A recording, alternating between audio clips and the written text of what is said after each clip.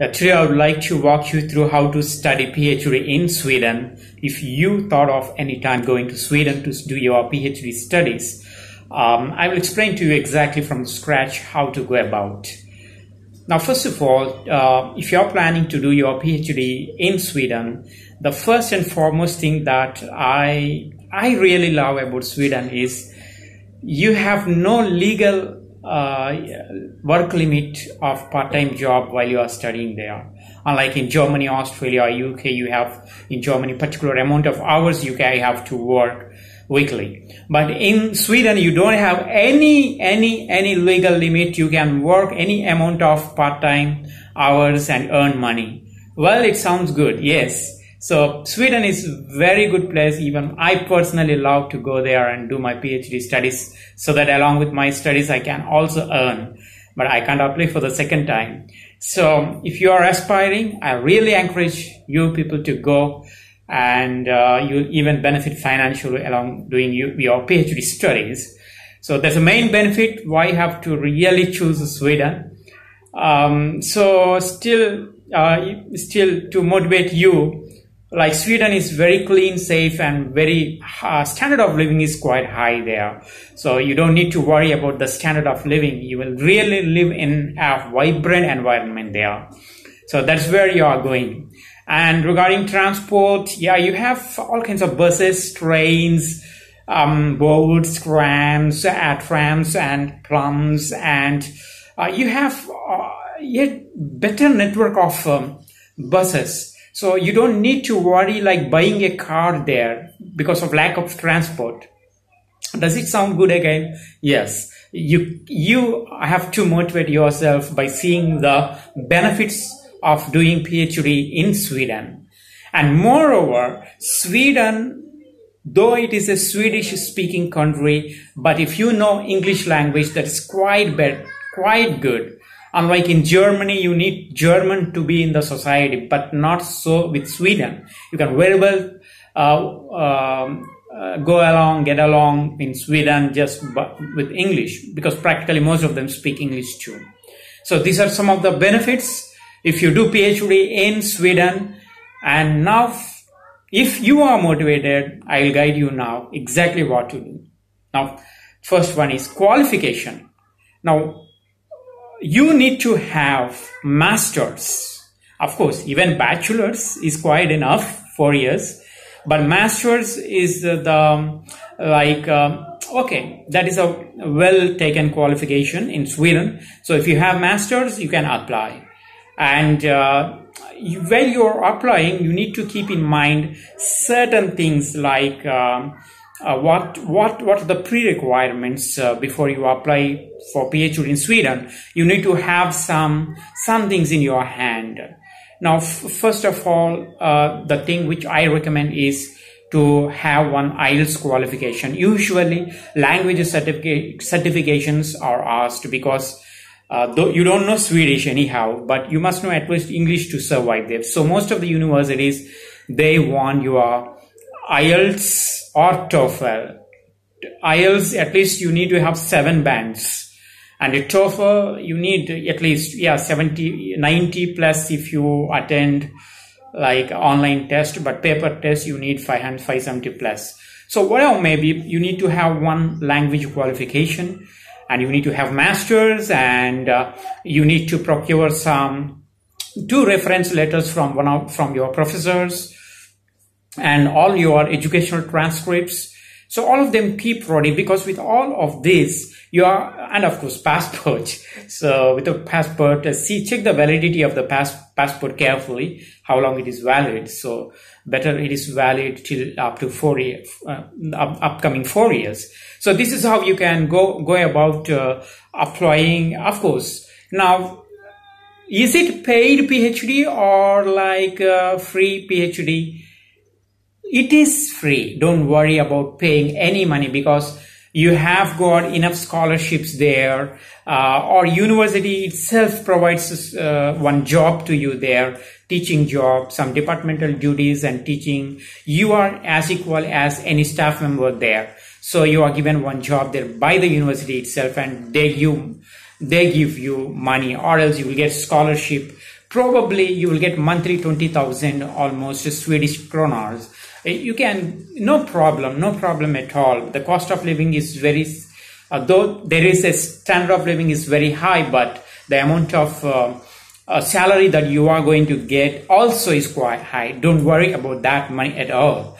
So that is how you can apply for a PhD with any Swedish university. Now what you have to do here, you have to first check the universities online. There are almost 38 universities, out of which 35 universities are almost giving jobs to you when you study your PhD. So don't worry about the scholarship. Go and search the university positions and apply to one of the universities and email them and give them what they require, follow their guidelines about submitting your research proposal, submitting your transcripts, documents, and everything. So when everything is done, like university is very happy with you, checking you thoroughly, interviewing you thoroughly, and they are ready to take you, they will give you one acceptance letter. And that acceptance letter is very, very important to move forward. Okay, before getting acceptance letter, I want to speak about Swedish Institute scholarships. This Swedish Institute is a government agency, offers scholarships each year for international students and researchers. So don't worry about this. Even if Swedish Institute scholarship is not available, there are university scholarships where Swedish universities offer a range of scholarships for international students. If both are not there, you have some other funding agencies. Don't worry about free education in Sweden. It will be free. Just follow the guidelines of the university. Okay, well and good. Now let us come back. Now, once you get the acceptance letter from the university, like you have shown them all your educational transcripts, reference letters, passport, everything. If you want me to tell exactly what you have to submit there, let me walk you through. Let me walk you through. There must be the copies of the pages in your passport. You have to submit to the university, which will show all your personal details, the period of validity, and whether you have any permission from your country to apply, all these things. Then secondly, you have to submit like reference letters, or okay, I have been speaking all this through. Okay, now the very important point is residence permit. Once you get the acceptance letter from the university, what you have to do is you have to apply for a residence permit to do your PhD in Sweden. And for residence permit, they will ask the acceptance letter. The embassy will ask the acceptance letter in your own country. So if you are studying PhD, means university will provide some documents to you as an offer of like acceptance. You have to apply that for the sake of residence permit online, and a copy of all the educational documents, transcripts. Again, you have to resubmit to whatever you have submitted to the university. Again, you have to resubmit. And here, the separate thing that you need to submit your bank statement. Like to support yourself, you have to show some bank statement, and that's how. And you can also like go with some other documents if at all they are asking anything from your side. Don't worry, they won't ask any critical documents which will become so much late. They will ask very simple documents to go along. So once you apply for the residence permit, you will get that residence permit along with your passport. You can get visa, and then you can go and you can jump to Sweden. This is very easy process. Don't worry at all. Approach one consultant and he will guide you through. Don't do it independently if you don't have experience. Approach good consultant. They will look after everything. But what you have to look after is you have to have knowledge how to go about when you land in Sweden. What happens exactly? So in Sweden, like PhD, the duration of the PhD is 4 years. So you have to study 4 years. In that 2 years is called licentiate PhD, and the other 2 years is the way to complete your total PhD program. Of course, you can quit after 2 years, but that doesn't seem to be a good idea. But anyhow, 4 years of PhD, and after finishing your PhD, you can approach any employer. You can settle down there itself by extending your residence permit. So well and good. So you can also do part-time job. You can also work in university. You can earn lots of money there in Sweden. So now, what is the cost of living there? For food, Swedish kronor, that we say SEK, that for food it is almost 2,000 Swedish kronor per month. For accommodation you have to spend 4,000 almost. For local travel 500 Swedish kronor, and for internet purposes and phone purposes almost 300 you have to spend. And for your hobbies, if you want to go to a movie or for picnic or for anything, you have to spend almost 1,500 Swedish kronor. Totally per month it will be like 8,500. Of course, let us make it 9,000, 10,000. Let us make, if you are living a luxurious life. Okay, so not less than 8,000 or not more than 10,000, even after living good normal luxurious life. So that's how 10,000 SEK you need to survive with the living costs while doing your PhD. You will easily get that amount from the university where you are working, and that's how you will finish very happily. But remember, you have to don't do long hours of part-time job, because they have given that freedom.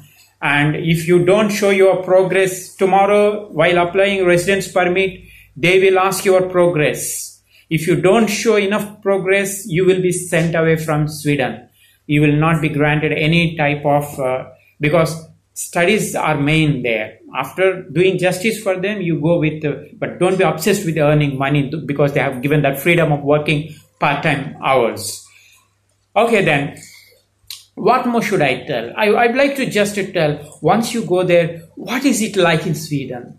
What is it like? See, don't miss the initial first week, because in the first week, what is happening is you will be introducing yourself, make as many friends as you can around you. Try to adjust yourself in Sweden, because the Swedish people are very nice, they're very free, they're good. And try to meet new people and get know the culture and everything. And also I recommend you to attend some Swedish language sessions initially, so that it will help you to do part-time jobs exceptionally well. And also after your PhD of 4 years, you can get settled down in your job well. So start your Swedish language learning from the first year itself. Don't worry about the mistakes happen, but try to rectify your mistakes. And in Swedish universities, there is one strange culture that usually 15 minutes late, 20 minutes late, they may come to college, everyone. But not with all universities. As per the scheduled time, if it is 9:15 scheduled time, they come by 9:30. So try to come late to the university. Enjoy coming late. So don't worry about missing out or going blank or blue. It is a very vibrant atmosphere there. And also don't worry when you speak to someone, they will be inhaling so deeply and talking to you. Saying yes. In Sweden, when they want to say yes, they inhale as if one lady called Frankiska, she said that she thought that Swedish people got some asthma like that when she was speaking to them initially. So don't worry, it's not like asthma or any breathing problem. It is what Swedish people are very, very good at saying yes to you. They are very loving, they are very cooperative. That's why they say very nice thing.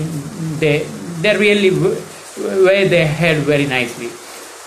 Don't try to study seriously at first. Relax yourself. Okay, don't be too much serious. You'll go into depression. Try to enjoy first 6 months. Try to enjoy, get out of that cultural shock, and that's how you can go about. And buy one bicycle, as I already said in the introduction, just to move about in the throughout the enjoyment pavements, or ride bicycle here and there, go to movie or to the market, anywhere you can go about that. Now, some things that you have to do when you go to Sweden. The first thing is, don't forget to register for what is it called, Swedish tax agency, because Swedish tax, this must be one of your first steps when you go to Sweden. You have to register there for Swedish tax agency. You'll be then given a personal identification number. So maybe based on your date of birth. Don't worry about the university will guide you everything. They'll keep some programs as you go. Okay. Usually the timings for banks and post offices are from 10 to 3 p.m. After 3 p.m. don't go to post office because they are not there. Okay. 10 a.m. to 3 p.m. you have your banks and post offices open. But if it is large cities, it goes up to 6 o'clock, 6 p.m. Don't worry. So if it is larger cities and there is a need of keeping, you can go. And currency, we call it Swedish krona, plural we call it kronor.